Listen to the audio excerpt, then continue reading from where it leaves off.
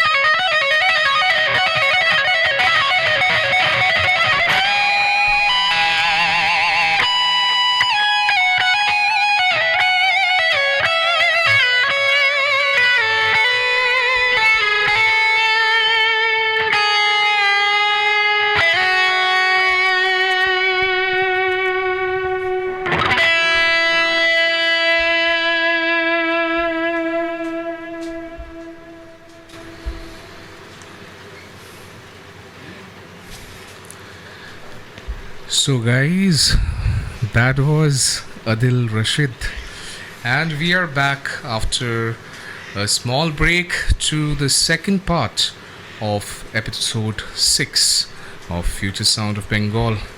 And so we'll be having more conversations, and let's see what happens. So hi Adil. Hi. So we are back, and that was an awesome performance from your end. Thanks. So because of the mistakes, we know for sure that it's live. Nothing has been double taked. Give me a second. Yeah. I also dropped my plectrum. Okay, no issues. It's gone to another universe, which is what happens to every plectrum. Rono, can you help him? Found once? it. Found it. Okay. Found it. Okay, thanks. Sorry. No Yeah. issues. So first of all, I want to thank Rono also, who was kind of controlling the camera while we were. It's very DIY. Okay, so again, there will be kind of things there, but these are the small quirks of doing DIY, and this is very organic. Again, we most probably don't have the best things here, but we make do of what we have. We have the best intentions. Yes, best intentions are always kind of there. So, Adil, we kind of had left off on a lot of things when we kind of went for the first part. So, I want to start off with the second part regarding. Let's talk about your band, the current band that you're in. Underground Authority.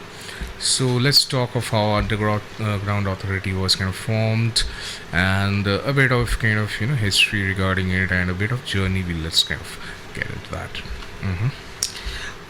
All right. So the bass player, the drummer, and myself, we had been playing together since Dan PT Okay. into Weapon Shop.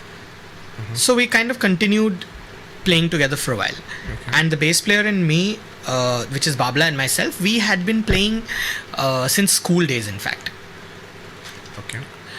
So, we just kind of had this really nice, kind of interaction on stage and, while creating songs, stuff like that. We kind of happened to chance upon EPR as a member of a competing band when we were in Weapon Shop, and we just as people are, there are rivalries, but then you appreciate talent. Right. So they always had a thing, like that band always thought that they wanted someone like me on the guitars. Okay. And I always thought that it would be very cool if we could do something like a rap rock situation, because I'm not really into hip hop music. It's not my music. I'm more of a classic rock person, but I appreciate the the talent, the idea behind hip hop. So we just kind of clicked one day randomly, and we decided to make a song. And in fact, it was after we made a song that we realized that we work well together. So that it just happened. Like it was actually musical compatibility at its best that happened. Okay. That's kind of great to hear. So right now, what are the kind of plans of UA? What is how it's going, and just if you can update us on that. So UA is back in the gigging scene again, which is great, because all of us had a very tough 2 years because of the pandemic. But yeah, the plan now is to keep releasing originals, to keep releasing even the covers that we do in the way that we do it. It's kind of like, it's a thing that we did that no one else really did in the country then, that's take old Bollywood songs and then make them into this completely different thing. Okay. I think like a few people did it before, but then I think after when we put elements of hip hop and rock and modern whatever things into like super commercial music, it kind of really resonated with a lot of kids, and they want to hear it, they want to play it. So don't want to take that away. I mean, we also wanted to keep doing that because it's a fun exercise. And we are making new songs. We will release more original music, because I think that's what keeps a band going, like their own music. So we'll keep doing that. Okay. So let's talk about the talent show that you guys were on. Oh my god. Yeah, let's kind of just to kind of getting a gist of that. So when was UA formed, and what was the journey between the talent show and there, or was it? It was 3 months. 3 months. So okay. So basically UA had it wasn't UA actually, because we were a 5-member group as UA. Okay. Before UA, it was just the lineup that is there right now, 4 of us. It was another outfit called Skydive, which was us only. Okay. And many of the originals that UA plays were that band's songs, and that band had just done like about 7 or 8 college competitions, Okay. and we won all of them. Oh, Like wow. it was like all of them. It was a whitewash. Okay. So we realized, this is cool, and we never planned on going to a reality show, India's Got Talent and stuff like that. It's a funny story because Independence Rock was about to happen in Bombay, and we got selected to play there. Okay. And also there was another competition jiska finals was supposed to be in Bombay, Acha. which we had gone from. We were the winners from Calcutta. Okay. From West Bengal, and we didn't have money to travel to Bombay by ourselves. And these people came and said, we were actually doing a gig somewhere in town, and somebody came and heard we used to do that rock version of Urvashi as a joke between songs. It was like a fun thing, it's like it was an all original English set and like a random Bollywood cover in between. Correct. So they heard it and they were like, you guys should try out for this show. And we thought like, okay, free tickets and stay in Bombay. And so let's just go. So we went, but then, once we got on the show, people liked what we did, and it just worked out for us. And we just, kind of took it from there. Okay. Lots of funny things happened in between. Like, so Salman Khan's brother called me up and I thought it was a prank and I was rude to him, and Oh my goodness. all of these things happened. Okay. But, at the end of the day, we ended up sticking to what we were doing, and Okay. it has kind of worked for us, because not a lot of bands, unfortunately, last so many years. Okay. So we're like, thank God, that way we're doing well. Okay.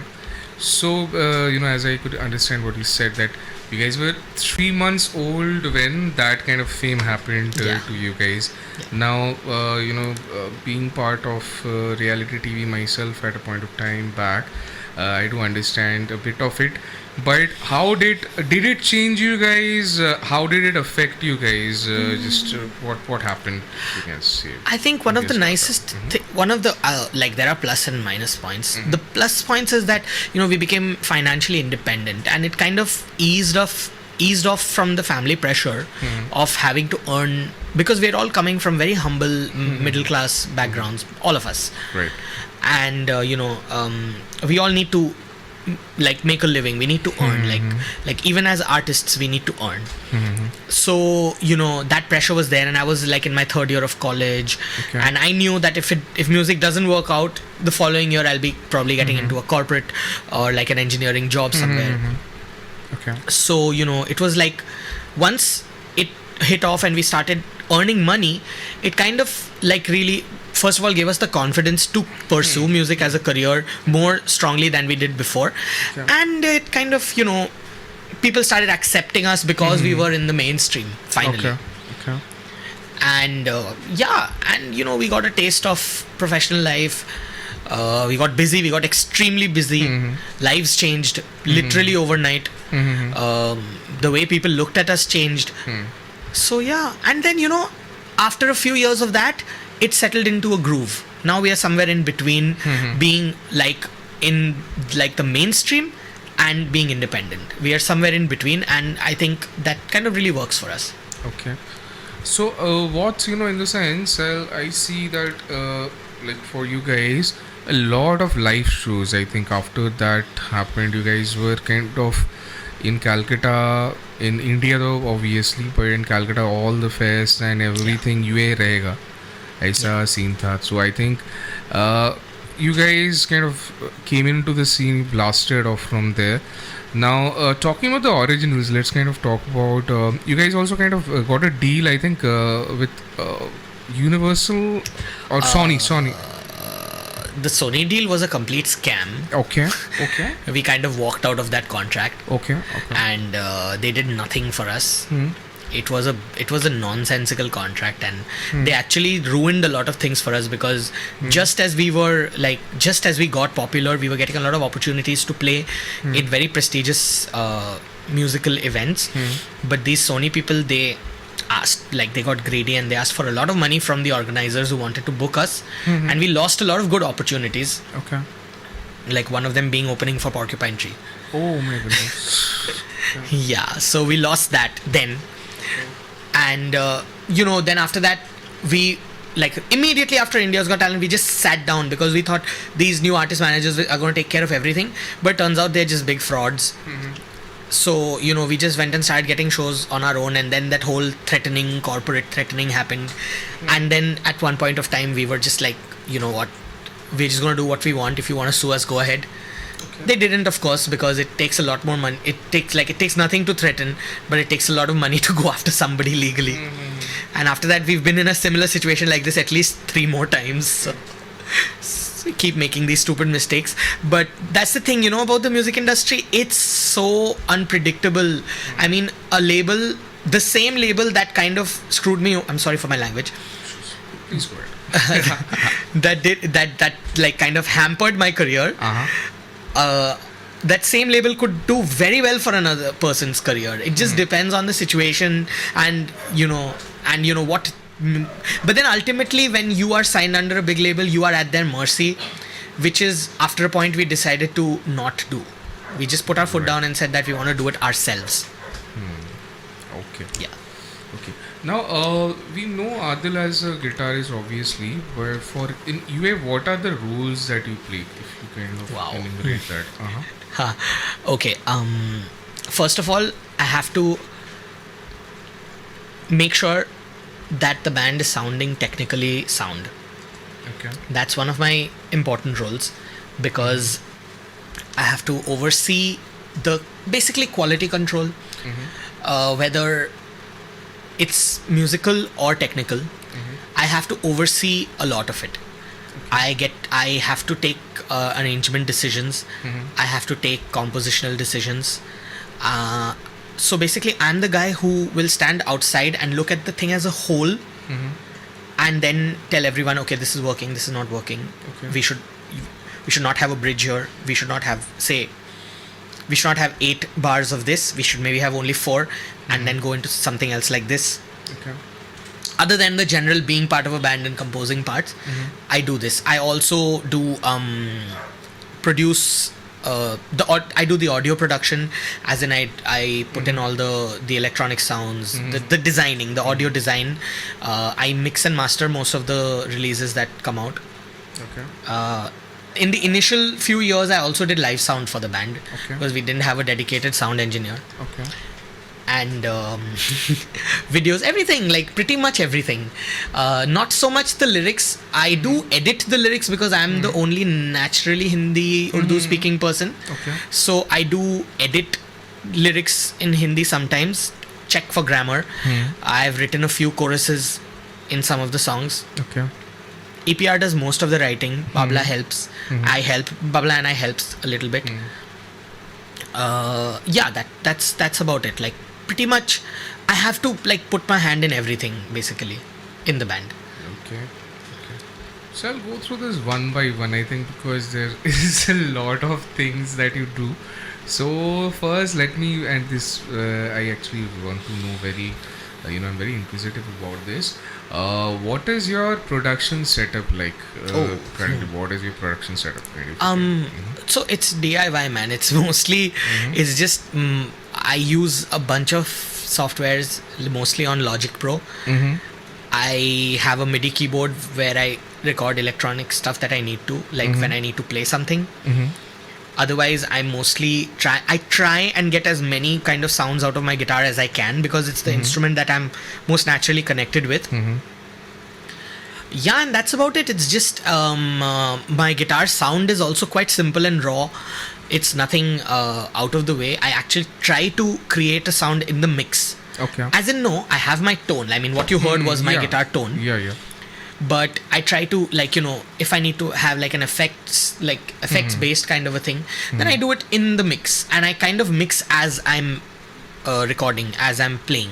Okay. So I don't have a complete song in my head when I start. I start with an idea. Okay. Then I get the others to play their parts once I've gone somewhere with the idea.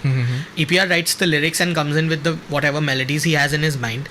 Okay. I condense all that down into into a package. Okay.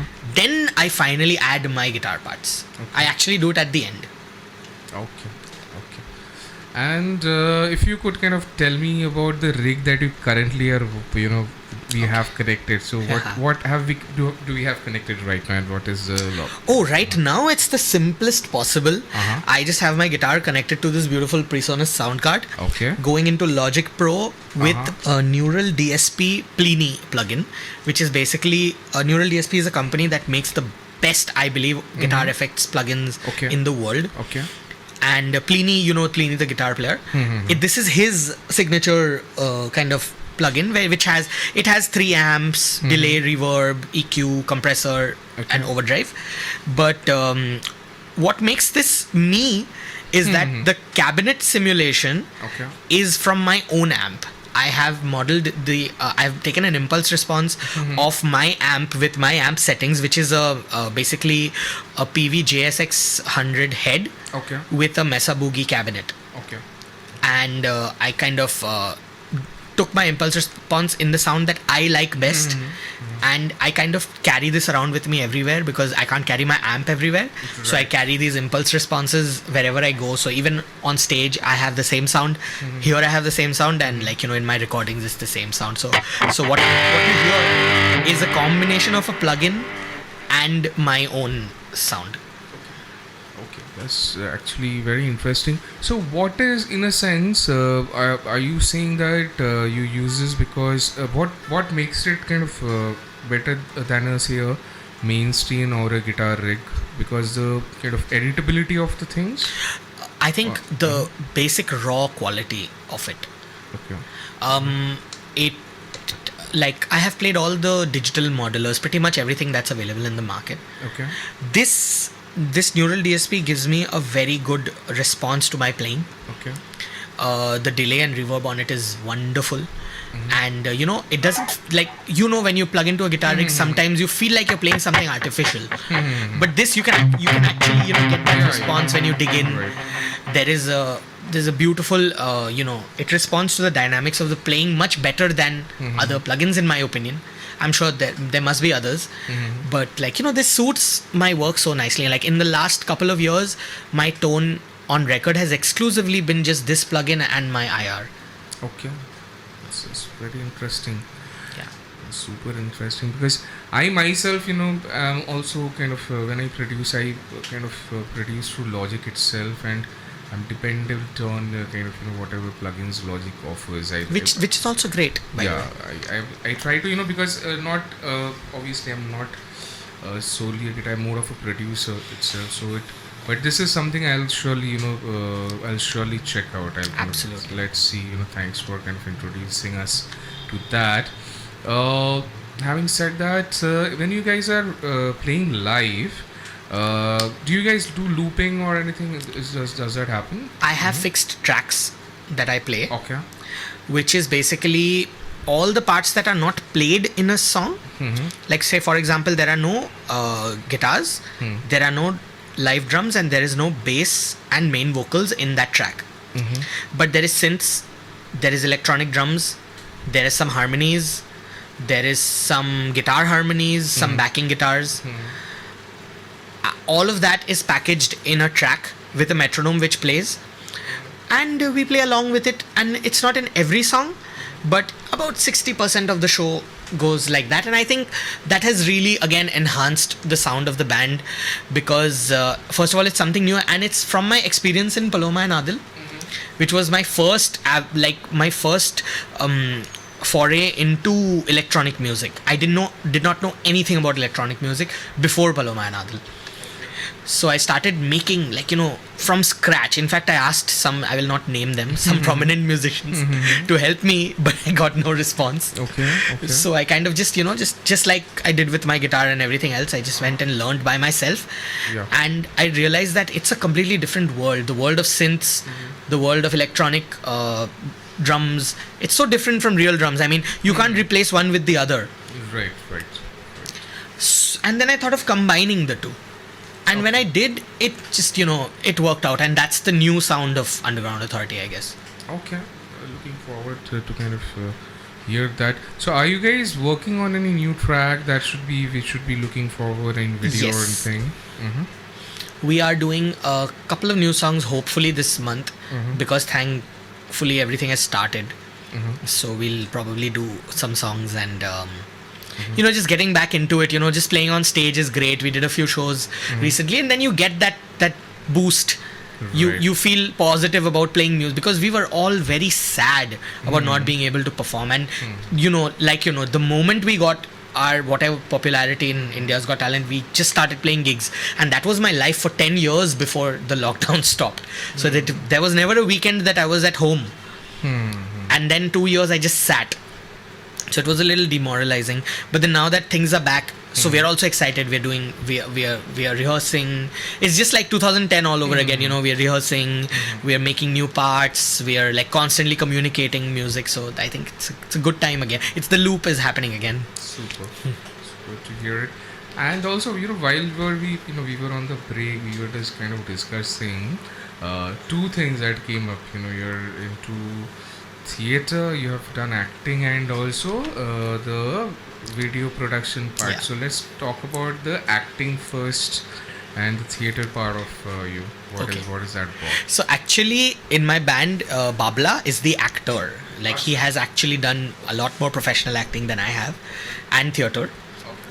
And I'm just friends with these guys, so I've also been a part of it. But I like it. It's fun. I've also acted in a commercial. Okay. What can you name it? It was a Star Sports commercial a few years ago, like 2016 or something. And so it's just fun. Like, I like the fine arts. In fact, when I got a phone with a nice camera a few years back, I started like shooting little things, and eventually understood how to make like little films and stuff. And then I started executing that through music videos of Paloma and Adil and Underground Authority. So I've shot a lot of the videos. And you or directed or done the color or done the edit or something or the other. Like, filmmaking is also like a very like passionate part of my life. Like, I love it, and it's all like DIY. Like, I'm sitting and making lights and using Chinese lanterns and I in fact last couple of years back, me and Babla, we together, he wrote, I filmed and directed a film which won an All India competition. Wow. And I shot it on my phone. It was like for an India Film Project thing. Okay. Yeah, and so that is another thing that keeps music very like fresh for us, because it's not just music. There are so many, like Babla and I can sit and not talk about music for 4 days and make a film, or work on some theater something. And like when I was a kid, in fact, before I went on stage with music, I was acting, so that's always been there. Okay, so a lot of like creative kind of ventures are there. Yeah. That is I only do things which have no guarantee of the future. Okay. Okay, I'm sure that must be very interesting because you delve into something new and everything. Have you ever kind of considered, and this since you kind of have produced videos and for kind of UA, like something like The Wall, if you kind of get the reference that I'm. Okay, so The Wall made me very uncomfortable when I watched it. That's but yes, I've always thought of combining the two sides of my like artistic inclinations. But I realized that when I really get into filmmaking, I cannot concentrate on the music bit. Okay. It's just I can do one or the other. In fact, when I made the film that I was talking about, I got someone else to make the music. It's not like I wouldn't be able to. I was just so involved in the cinematography and in directing and stuff. So I just didn't want to do everything, and then everything fails, and just make a mess of it. But then I learned how to work as a team. How to take everybody's limitations. I am myself extremely limited as a filmmaker. I mean, I'm nowhere near as a cinematographer or a director as I am as a musician, of course, because of experience. I don't have that kind of experience. but it's so much fun. So and all kinds of things, like, and with filmmaking we are not like, I will say we, because it's always a team. We are not it's not like we're doing like random normal stuff that we learn. We want to do crazy stuff. Like we did a gunshot. We did like and like I once took a moving car shot wearing skates. Just it's because the challenging bits of all of these art forms is what makes it worth it. Like I will not be happy. I'm just playing a little. Just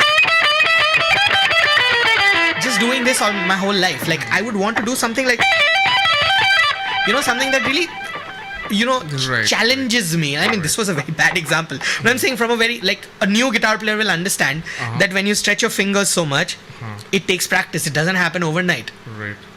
So when I was young, I couldn't do it. I couldn't stretch my fingers, and I was so sad about it that I used to hold my fingers like this and sit for hours so I can stretch and play. So these are like the small things, and then I got this incredibly absurd amount of stretch on my fingers, which helped me later on.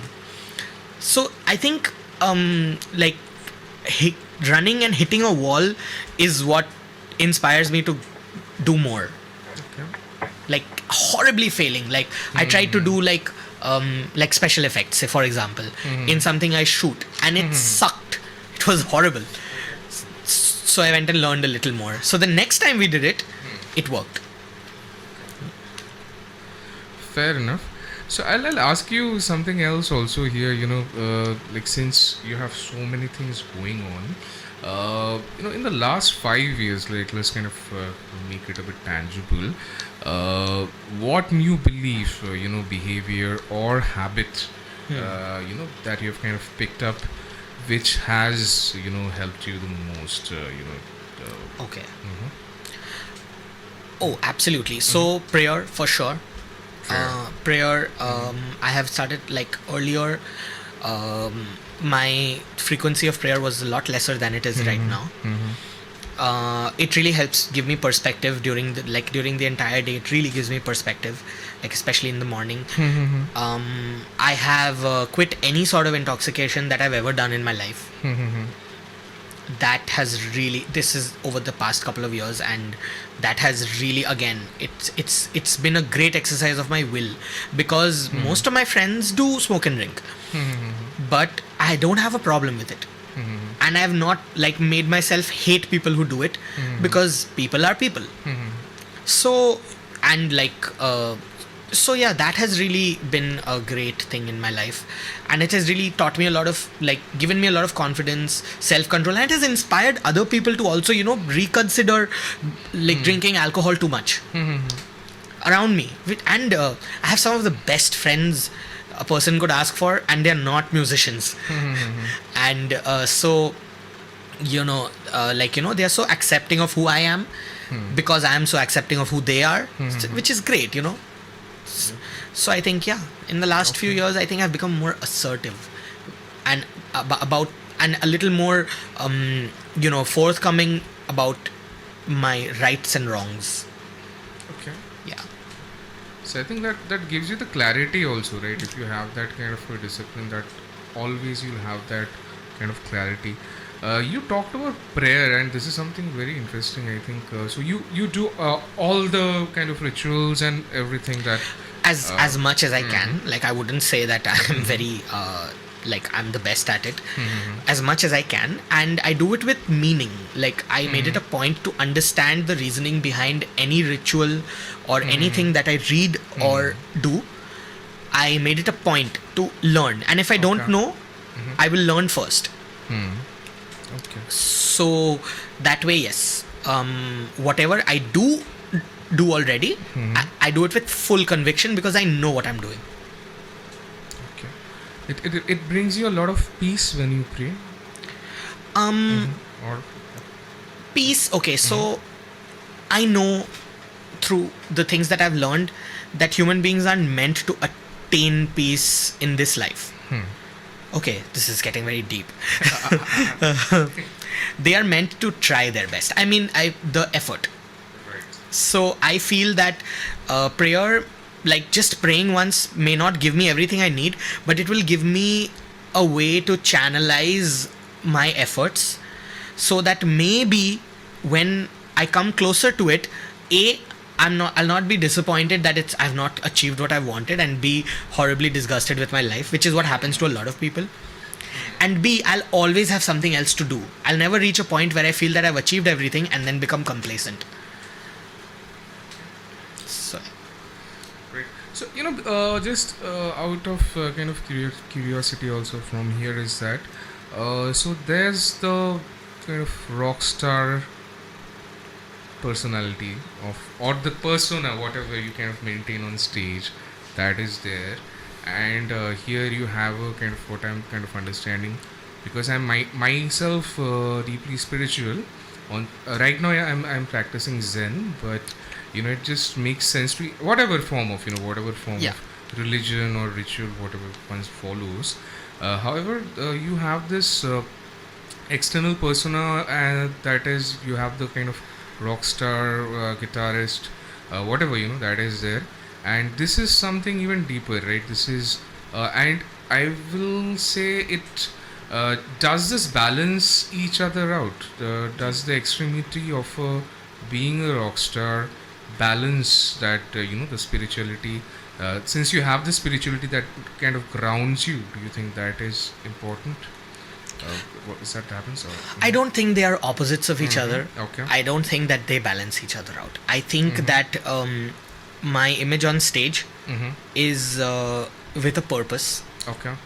Which is the purpose of the package of music that I present to my audience, and I owe it to my audience to deliver that, because they expect that from me. It's and that's it. It stops there. The moment I'm off stage, the moment I'm interacting with people at a personal human level, I am who I am.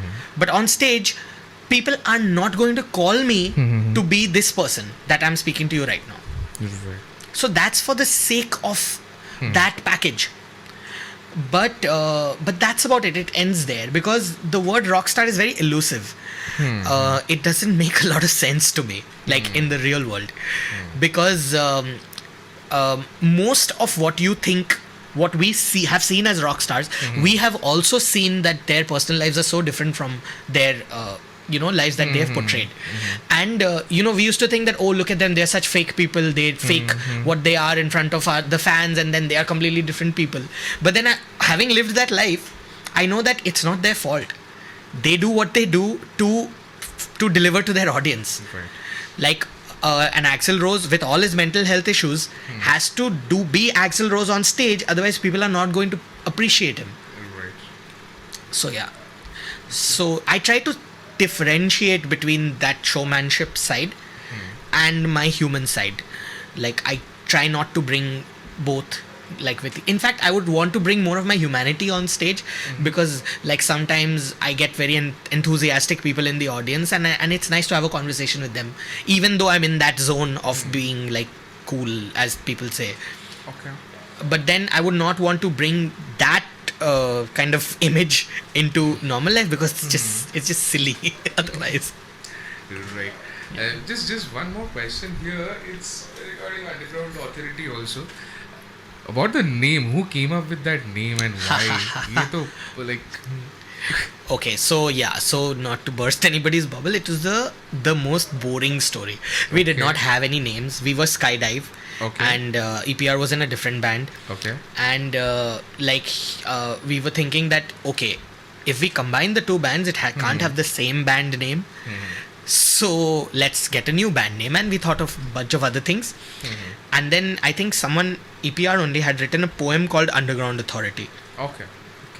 And we just saw it and we were like, okay, let's use it. Nothing great. Like, after we named the band, we thought, okay, this is what it means. So yeah. It seems like you guys like, if Underground Authority now, we are kind of going to take over the world and kind of. वो बाद में हुआ. Okay, but amazing name, that kind of it.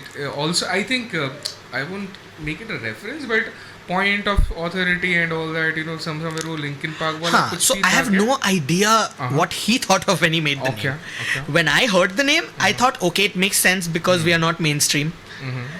And Right. authority is okay, it's a nice sounding word and it means having some sort of, hold and authority. So yeah, let's do it. So I derived my own meaning once I heard the phrase.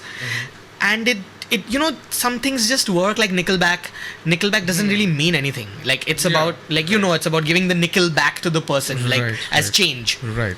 So it worked for them. That's how Underground Authority worked for us. Okay, fair enough. So say I'll just ask you this: कि अगर for a college goer right now, कि say he or she comes to an Underground Authority show and they see you guys and they want to take up say a guitar, maybe the drums, maybe want to sing. What would be an being in the music business for so long that you are in the industry itself, what would be an advice you kind of will give a college goer starting off with a career, wanting to have a career, or maybe trying to start off music itself? What would be the advice that you would give? Okay. So 2-3 things. Okay. First of all, don't risk your studies or the possibility of a conventional career for a career in music, because the risk is far greater than people think. Success is arbitrary. You cannot predict that you're going to be successful. So keep yourself grounded that way. Secondly, evaluate yourself. Learn to evaluate yourself, because people are, the moment you can play 4 chords, people are going to put you on their head and run around. So evaluate yourself, because only you can tell yourself that you're not good enough and get better.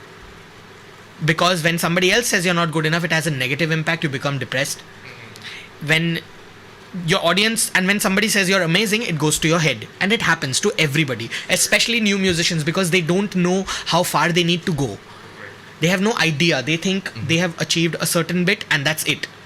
So learn to evaluate yourself and really think about whether you want to do this, because it's not just the playing or the singing that makes it in the music industry. There's an immense amount of thinking, there's an immense amount of sacrifice, and I'm not talking about like sacrificing your job or your family or anything. You have to sacrifice a lot of your musical ideals also, Right. just to survive in the business. And so you need to talk to musicians who are in the scene and ask them all the bad things about the scene, and then really decide if you want to go through it, because there's the industry and the art are not the same. Okay. They're nowhere near each other. In fact, I would never tell anybody to pursue music as a career unless they really have the tenacity to face obstacles, because that's even more important than talent. Makes a lot of sense, Adil. I really think that anyone who is kind of watching this or hearing this on the audio version would kind of take that advice, please guys. And this is something I've seen a lot of things go wrong in a lot of people's lives because of this. Okay, so similar on that similar line, but on a bit different strand. My next question to you would be, say, Abhi, and this is not about promoting your band or maybe promoting your music, but about your thought. That is, say, suddenly you kind of get someone reaches out to you, and you have the power to kind of put out a message, say on a billboard, which can be seen by any and everyone. Say maybe Thakuria. Yeah, maybe on a Park Street is a huge billboard, and you have something that you can maybe you can put on it, some words that you can some line. It might be yours, it might be some message, or even a code, whatever. What will you put on that billboard, and why would you put that? Okay, so that's like a general message to the world. Okay, so it if I don't go into details, it would be very vague. So what I would say, which applies to everything, is possibly think before you act, or stop, think about it, because impulsiveness and impatience is the downfall of humanity. It's the most amount of mistakes and anger. Even anger is like a byproduct of impulse and impatience, I think. And but then once anger comes, it takes over everything else. So yeah, just think before you act. Stop, even if it is a positive action. Just think about it. Use your faculties. The most fascinating thing that we know of in this known universe is the human brain. The potential of the human brain is actually extends beyond the known universe, because the brain has already imagined more than the known universe. So like, trust your faculties. Like, you don't have to be good in studies. You don't have to be like a great thinker, orator, speaker, musician, writer, actor, director, nothing. Trust your faculties. It really, really helps.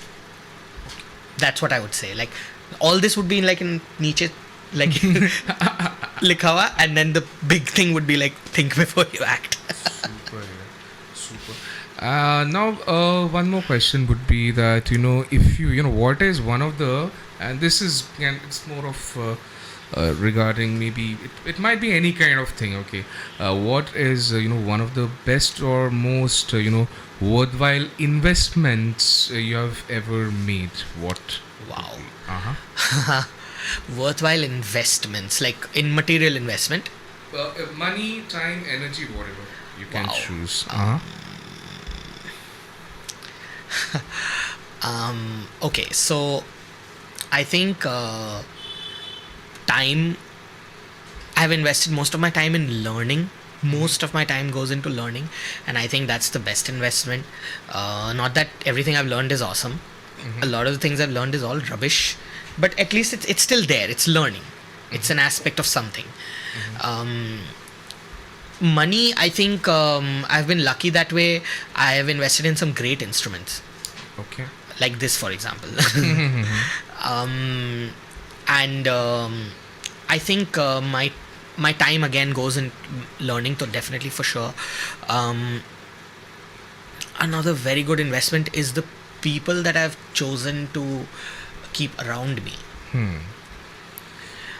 Starting from family to the friends that I have kept. Not all of them, but some of the friends that I have kept, and some of the people, and many of those friends have turned into colleagues, has really done great for me. Because I have people that I depend upon, and people who depend upon me, and it's an extremely equal exchange.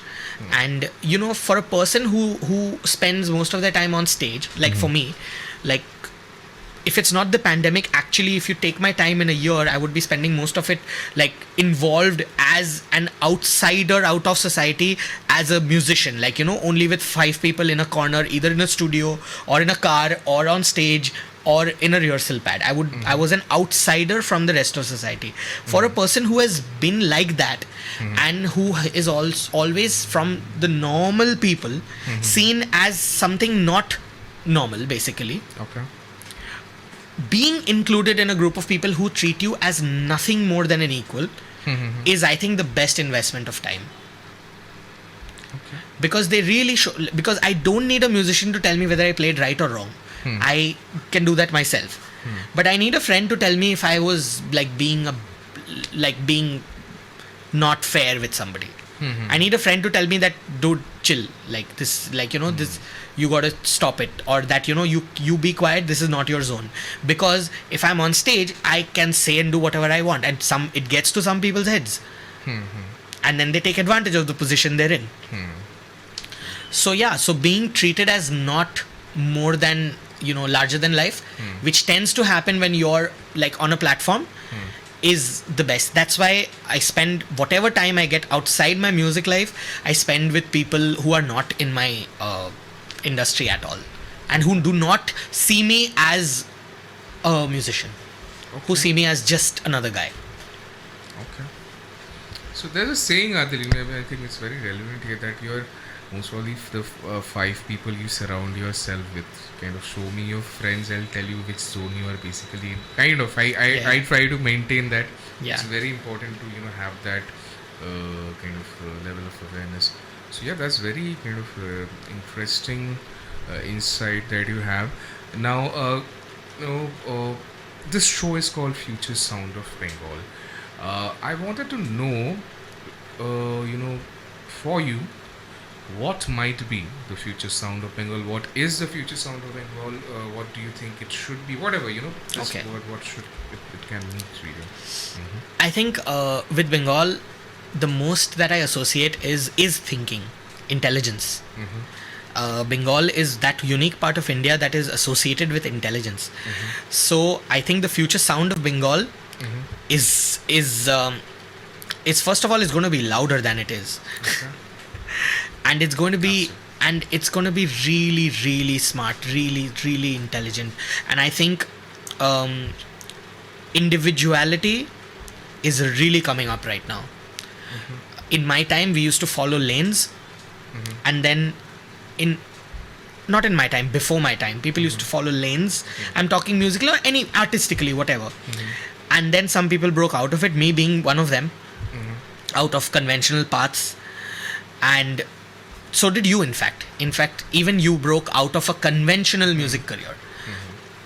You like the band that you made actually was, no one had heard of anything like it before. Isn't it? So yeah, so you are also one of those people who broke out of it, out of conventional paths. It wasn't about going to someplace else and playing covers Right. anymore. But then when we were 15 years old, it was just that.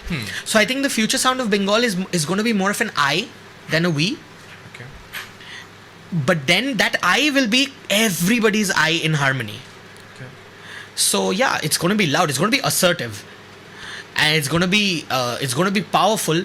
But it's going to have a lot of personality, and intelligence is just a thing in Bengal. It's just there. Like academics intelligence is just part of this great place that we're lucky to be born in, honestly. Okay. That's great to hear, Adil. So what we'll do is that we have basically just an FYI. This has been, the sixth episode has been our longest episode. We are almost hitting the 2 hour mark. So I'm sure, there are so many other things. So thank you for tuning in, guys.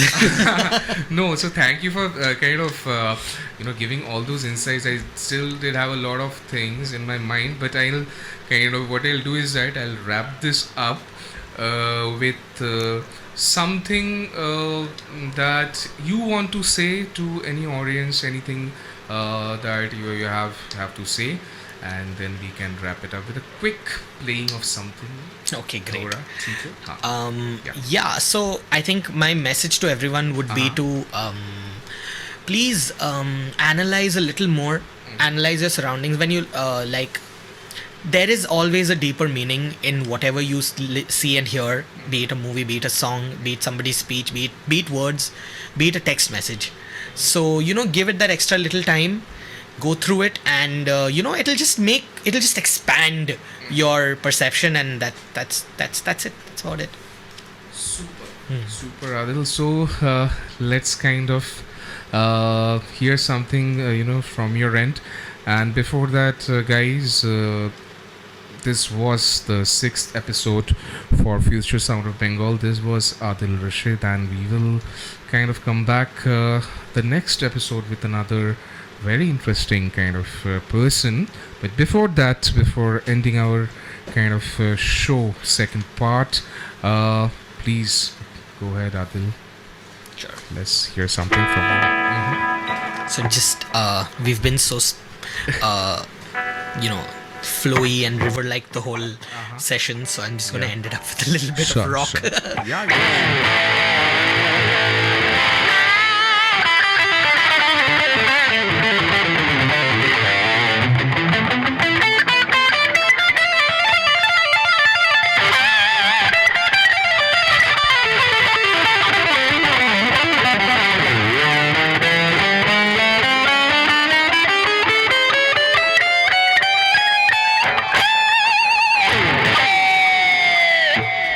That was short. Wonderful. Super, Adil. Thanks once again for, kind of giving us your time and coming to the studio. I'm sure more conversations will be there. And it was wonderful having you. Thanks for being here. Thanks a lot. So, guys, bye-bye. This See you. was the 6th episode. Thanks. Bye-bye.